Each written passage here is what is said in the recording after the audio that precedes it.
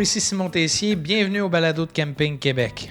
Aujourd'hui, je me déplace vers les cantons de l'Est, tout près de la Montérégie, pour discuter avec Chantal Laplante du camping Caravelle. Elle nous parle de son passé dans l'industrie hôtelière, elle nous dresse des différences et des similitudes entre les deux industries. Elle nous parle du camping dont elle a la gérance pour Parkbridge et elle nous parle de sa merveilleuse équipe qu'elle aime bien. Alors là-dessus, je vous souhaite une bonne écoute. Chantal Laplante du camping Caravelle, salut! Salut! Comment ça va, Chantal? Ça va bien, toi? Ça va très bien. On a débuté l'enregistrement de la saison 2. On fait quelques épisodes comme ça au printemps. On ne sait pas quand l'épisode avec toi va passer, mais ça devrait être au début de la saison, donc au début de l'été. Chantal, tu es la gestionnaire du camping Caravelle dans les cantons de l'Est. Est-ce que c'est les cantons de l'Est ou c'est la Montérégie? Parce que là, Caravelle, là, on est vraiment proche de la ligne. Là.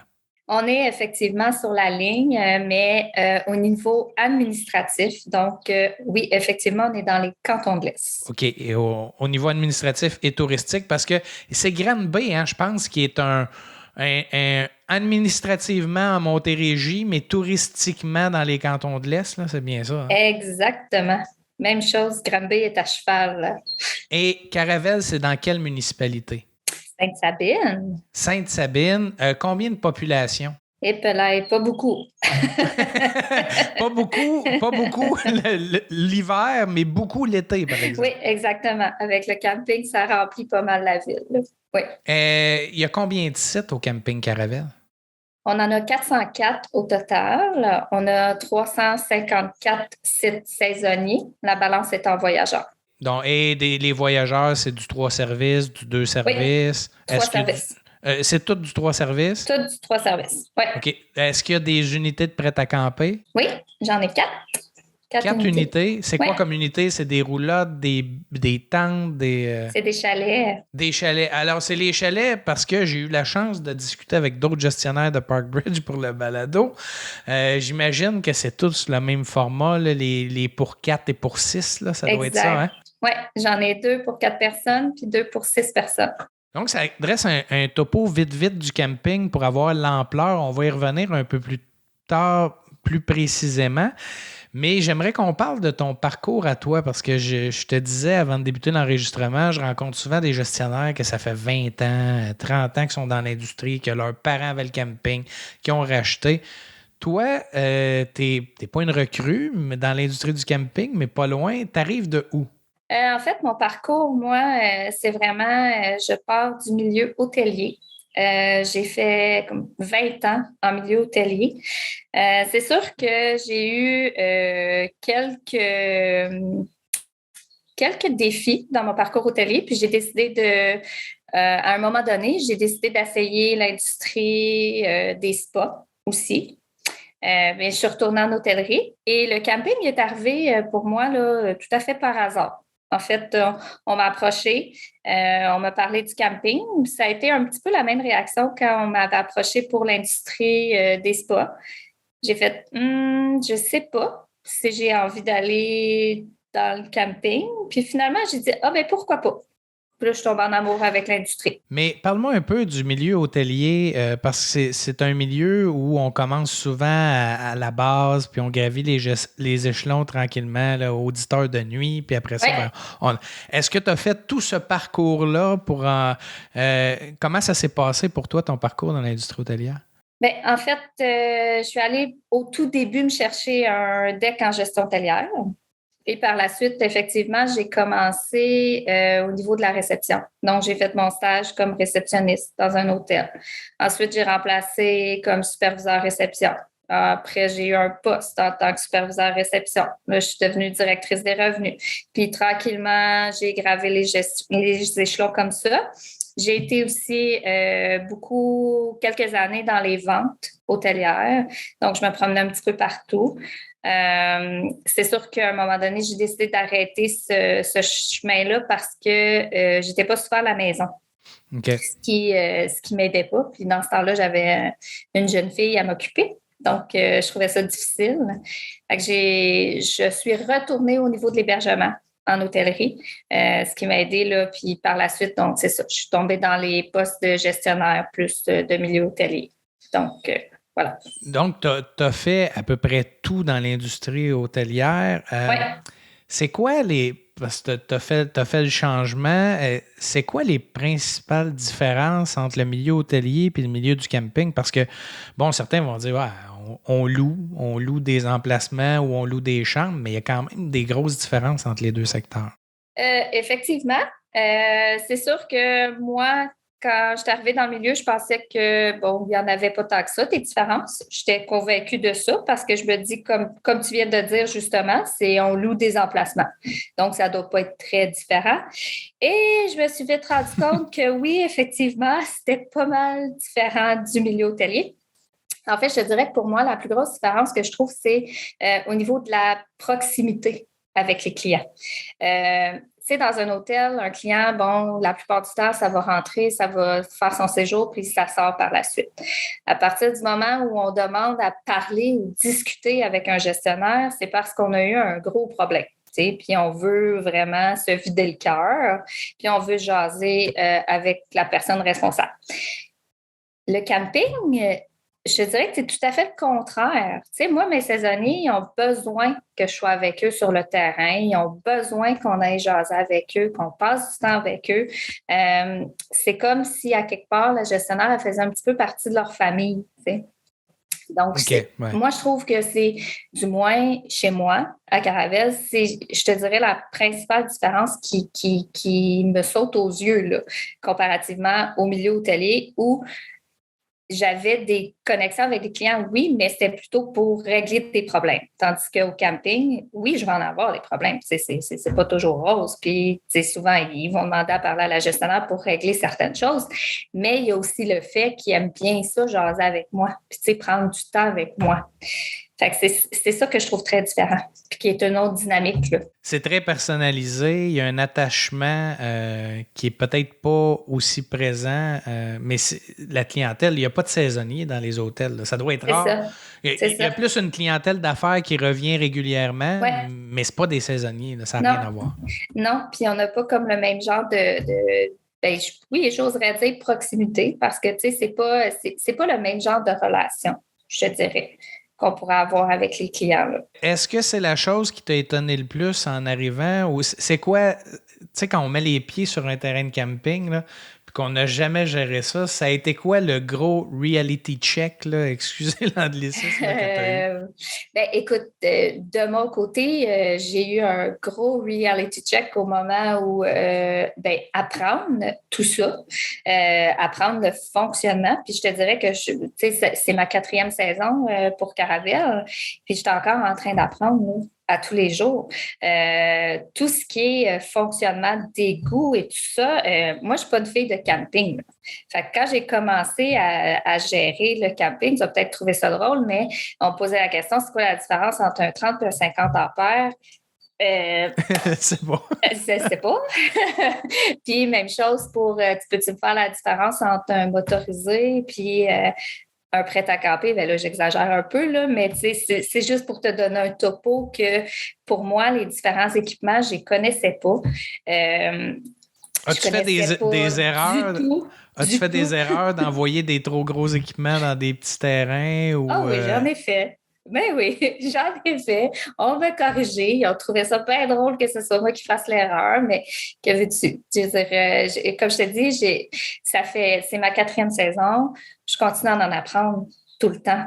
Tout le temps, tout le temps, tout le temps. Fait que c'est ce qui fait que j'apprécie beaucoup être encore avec la gang, puis tout ça, puis sur le terrain, parce que j'ai pas fini d'en apprendre, là. Vraiment pas.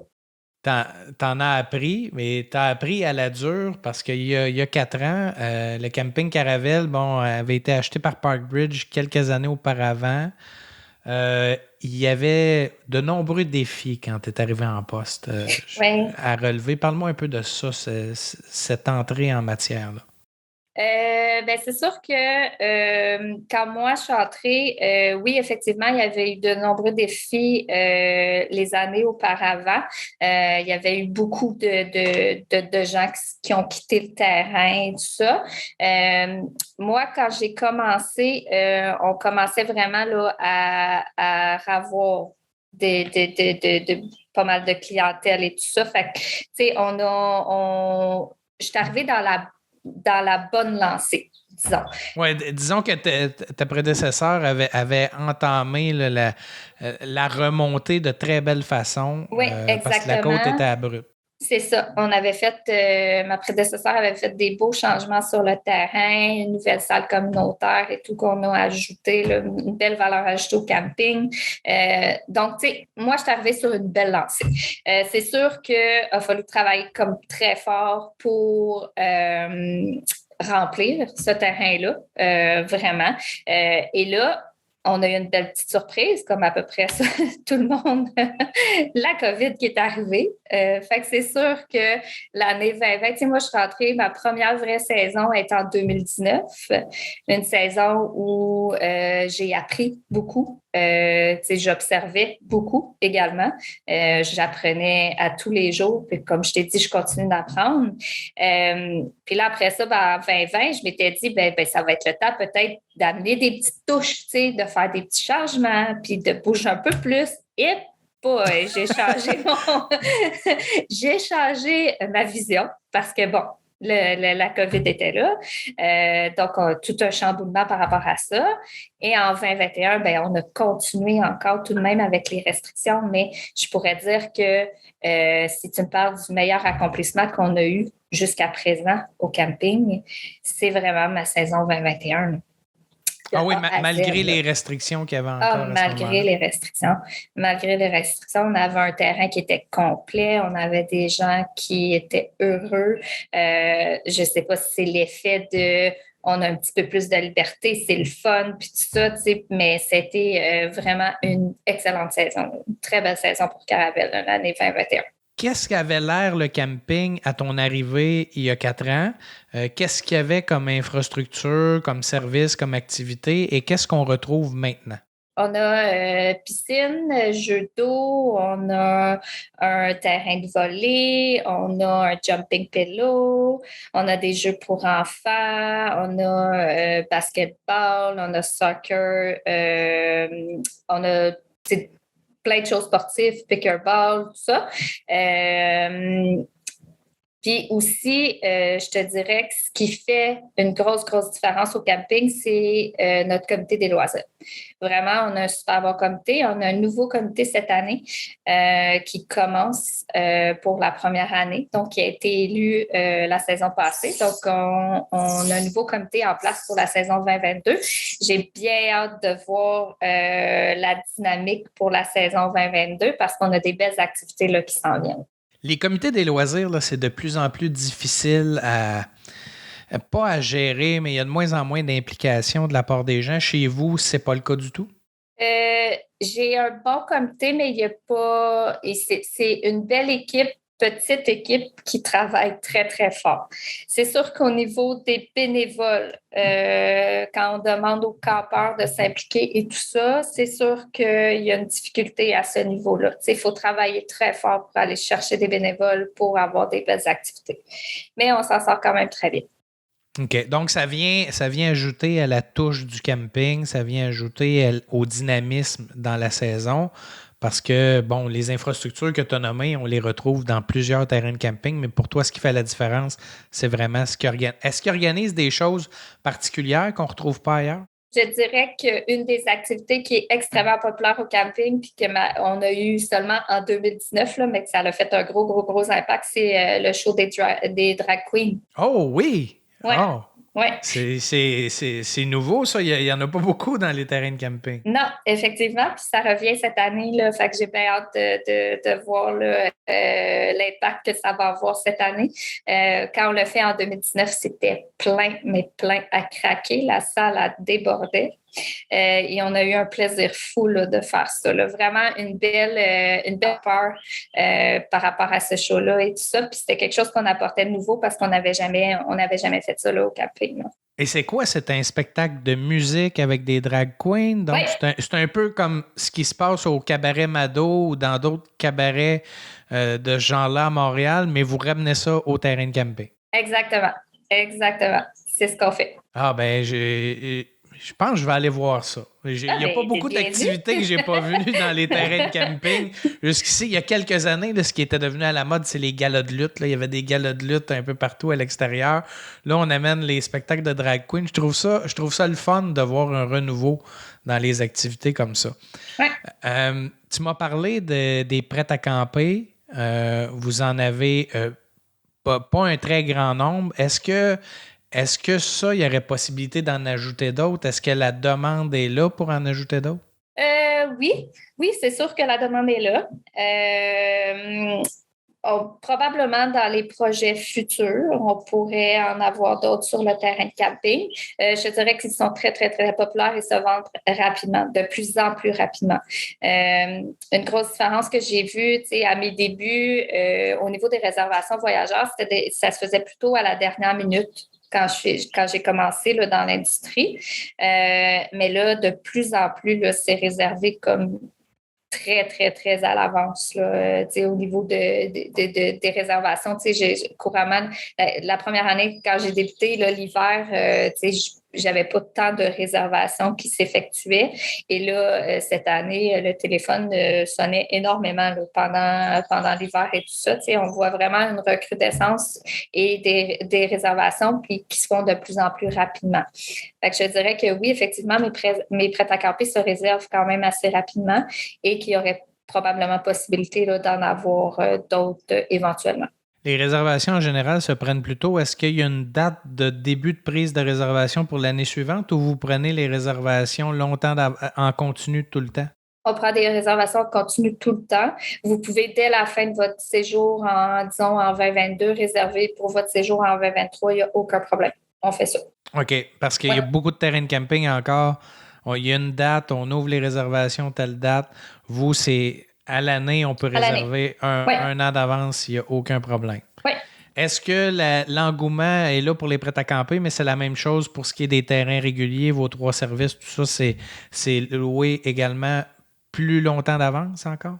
Ça va plus rapidement, je dirais, que il y a quelques années, mais j'ai quand même beaucoup de dernières minutes au niveau des terrains voyageurs. Il me reste quand même, à part les fins de semaine là, les plus populaires, les 2 semaines de la construction, ça se réserve très, très, très, très rapidement. Et je dirais que dans des semaines régulières de l'été, là, vous êtes capable encore de trouver de la disponibilité chez nous, là, pas de problème. Oui, on travaille d'ailleurs à faire abattre cette légende urbaine-là que c'est plein partout puis il n'y a plus de place nulle part pour Oui, l'été, c'est là, parce ça. que Ouais. c'est difficile. Un sondage à l'interne nous dit que c'est 10% des terrains de camping, que les gros week-ends puis les vacances de la construction sont pleines. Puis souvent, ces campings-là n'ont pas beaucoup de sites voyageurs ou ce sont les terrains les plus populaires au Québec. Là. Il y en a des incontournables que c'est vraiment difficile, mais pour le reste, il reste de la place.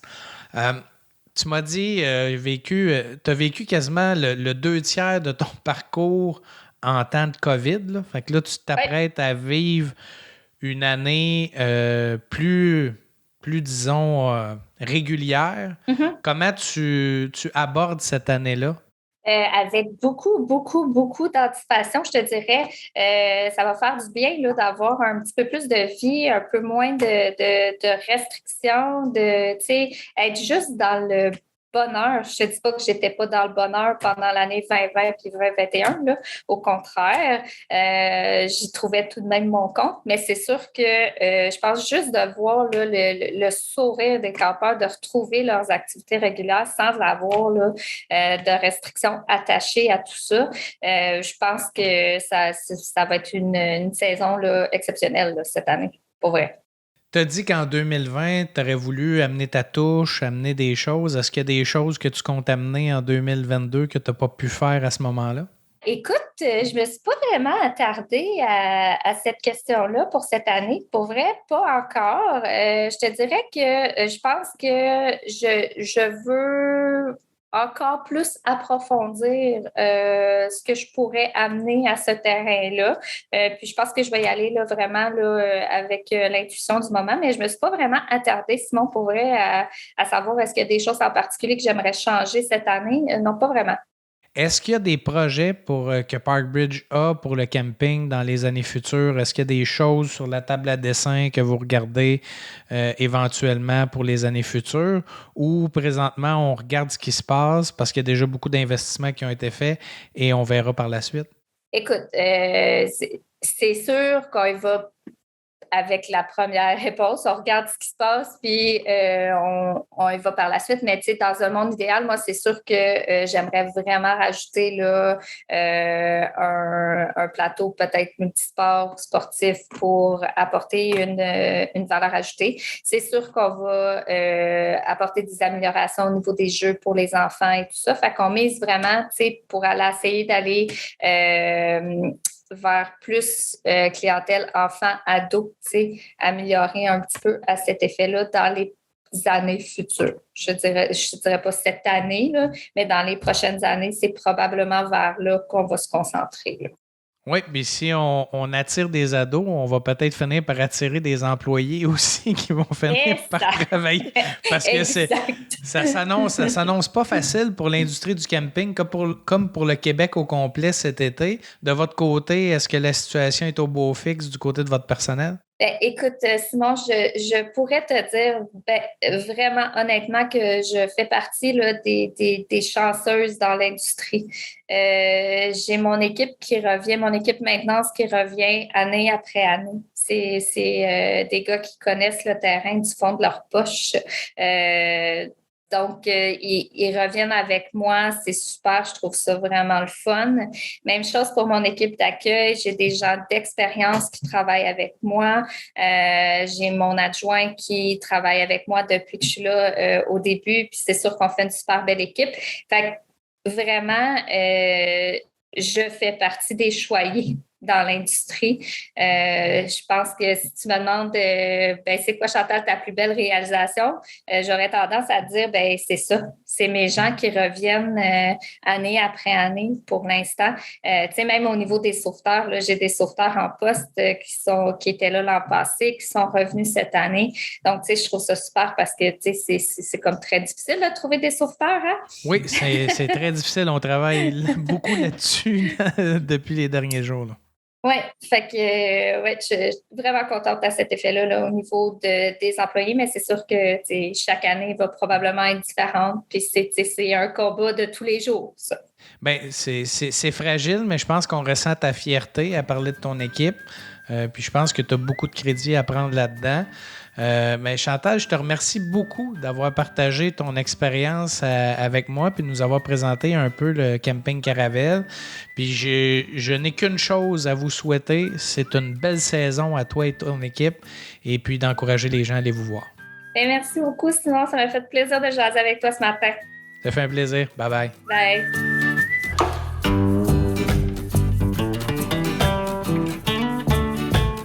J'espère que cet épisode vous a plu. N'hésitez pas à nous transmettre vos commentaires et suggestions. Je vous invite également à nous laisser une belle note de 5 étoiles sur Apple Podcast. Le lien est dans la description de l'épisode. Au plaisir de vous retrouver dans un prochain épisode. Camping Québec le balado, une réalisation de Charles Thompson, le Duc.